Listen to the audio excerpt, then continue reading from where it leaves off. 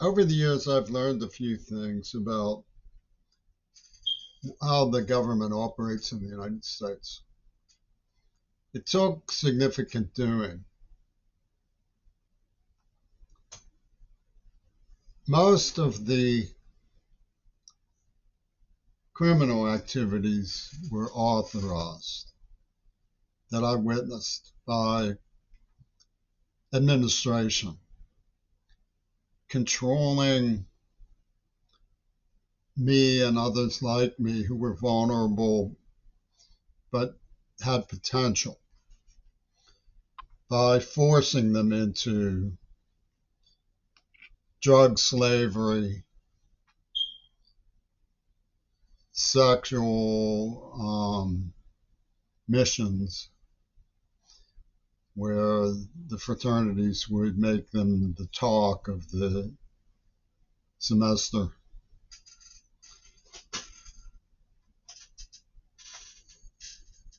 And recruiting off-duty undercover ROTC to drum into your mind that you're up against power as a form of corrupt philosophy. It happened at Temple University, University of Pittsburgh, most of the universities where I had any kind of contact. And it was very difficult to get to the point of what they were doing. The language system that they use is designed to tell you who they are. For example, flub and COVID was for Cohen. David Cohen was working on the COVID monstrosity with Miles Kirshner. The drug union number 711 Teamster of the fabled Black and Jewish Alliance. And there were other incriminating details, such as the fact that he was working with Reagan and Podsvar on the AIDS attack with the help of David Bowie and Mel Gibson. His father lives where Podsvar hails, from Westmoreland County. So the brutality has what one Trump vampire, James W. Child from Ohio State, called escalation dominance. And of course, Tony Blair was a Myrmidon partner of George Bush Jr., who had the fidelity of the Fripp couple and Brian Eno working production rights over Yoko Ono's takeover plan that began with the murder of JFK, which was a snuff film. And Arab Spring was the target of the Hamas supernova raid for Nosferatu. They worked together through Egypt and Donald Trump to give a tit-for-tat dimension. And then the Alternative Media Alliance, promoting themselves with Tears for Gaza, was uploaded into position to keep the dialogue focused on the Hamas versus Israel idea, when really it was an extermination system of the lower classes, because they were afraid that Arab Spring would link up with an international human rights movement and possibly even convince the civil rights movement to reconstitute their involvement in the struggle for universal human rights. And of course, sustainable development, which is the common sense idea that BRICS and China promote. But the laugh of that for the British is their awareness that the fundamentalists in Iran don't want the human rights movement for the same reason that Hollywood doesn't want the human rights movement. It questions their authority to dictate to others in an irresponsible, meaning theological way. The responsible way to teach people about the rights and wrongs of abortion, for example, is education in a public school format that shows the power of the sex drive and discusses the social fabric that makes it difficult to date without permission, for example. And that is a human right to a public and proper education.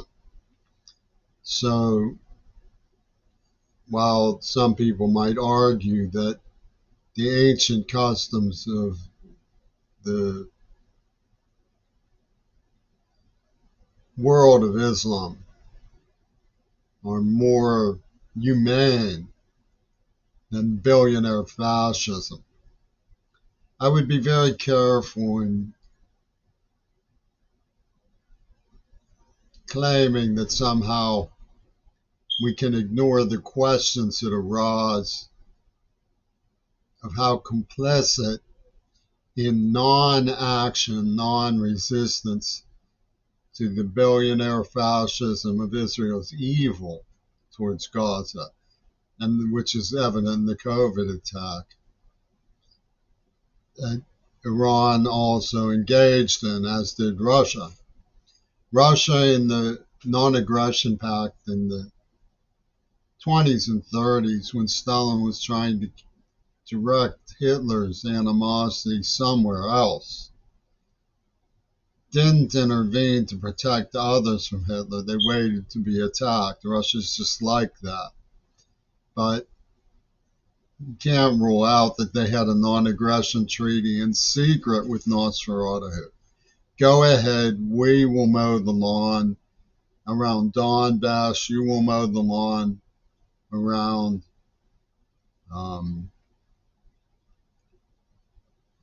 Gaza, and we'll all be slapping five at RFK Jr.'s barbershop over COVID.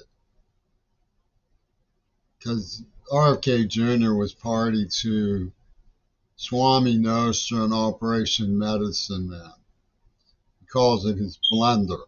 It's what he puts turkeys in. Live chicks. He blends them.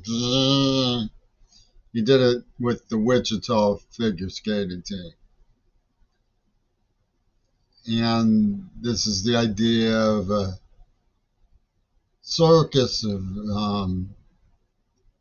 similars that arise in the archetypal theory of Tamo de Jong being applied to a media system that people identify with and draw them into the arc through corrupt casino alchemy, as Penis Gabriel called it. So we're dealing with casino alchemy. They're trying to impress us with fraternity details about, they, for example, raised the question of Miles Kirshner providing marijuana in an environment where I was told to have some. And that what they really would like to have is evidence of me. Like one time Kirshner told me to hold some diet tablets for him. And when he came to pick me up, he yelled up, and my mother was standing right there, "Jim, don't forget the speed." And this was the sort of thing that the sheriff and the Ohio State Patrol and the Attica State Psychiatry and Pitt News Fraternity were pulling. They were telling me to hold something for them and then yelling for my mother to hear that they wanted me to bring them. And this was a sort of casual environment that was being cultivated by Martin Andelman and Leslie Katz as so-called solidarity with the Jewish community. No, I did not verify that it was speed. No, I do not know that it was actually speed. No, that I did not take any. It was theater. It was just theater. It was like Colin Powell's um, powder that he said proved weapons of mass destruction. I mean, it's a morass of psychological identity politics. They're looking for people who will lie through the teeth about everything. And when they have somebody who's actually testifying about their war crimes, they, of course, murder them and try to find little storylines that they impinge, to use their own language, as guerrilla theater in order to compromise evaluation that would end up otherwise in a campus newspaper, for example. They really don't like editorializing. It's something that they find absurd theater because they have already tortured me. I mean, they had me running around in a panic from deafness and trauma, laughing, and everybody could see that's what they were doing. That is their real character, and everybody, of course, knows that. Anybody who doubted that knows that now from Gaza. And any attempts to exonerate somebody who's telling on them is just ridiculous. They're always just lie and exaggerate and impinge and plant things. And they poisoned me, a deaf man, again, this time in the eyes. Now, they're really very shameless billionaire fascists and extraordinarily evil. You would wish that people would resolve that they wanted sustainable development goals and they wanted a global welfare net. They wanted to help coach refugees by ameliorating what they're up against rationally and meaningfully. You would wish that people would go that way. They created a spirit foundation where the people behind COVID, AIDS, and Gaza can cluck their tongues and say, come with alternative media, come together with Yoko Ono. And of course, this was the Axis revenge attack. When I came to Seattle in 2001, there was a magazine. It said, would we be better off if Hitler won? And was talking about how he was an environmentalist. So Yoko Ono and her gangs of war have laid a mantle to saving the planet from large-scale, lower-class movements like Arab Spring. It's never been satisfactorily shown that the Arab Spring would have met the civil rights movement halfway. For example, there are problems because of abortion. King was a philanderer, so was JFK. But really, the very difficult problem is getting women to own up to their role in this. Women absolutely abhor the idea of being asked to justify themselves and take responsibility for their bodies.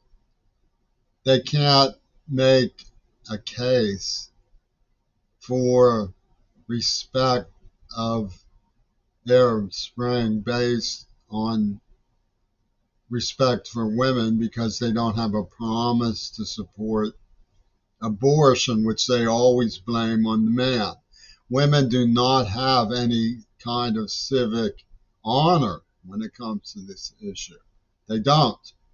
Find one that does. I'd like to hear you. I challenge you to find one who does. Find one a woman who has honor on the subject of abortion and women's dignity in Arabia. And I'll tell you again that Miles Kirshner stole a sign for the 7-Eleven highway sign for his room because of his drug union gang, which goes all the way to Cohen and Trump in the order of um, psychological syndication of the maximum penalty for those who tell the truth.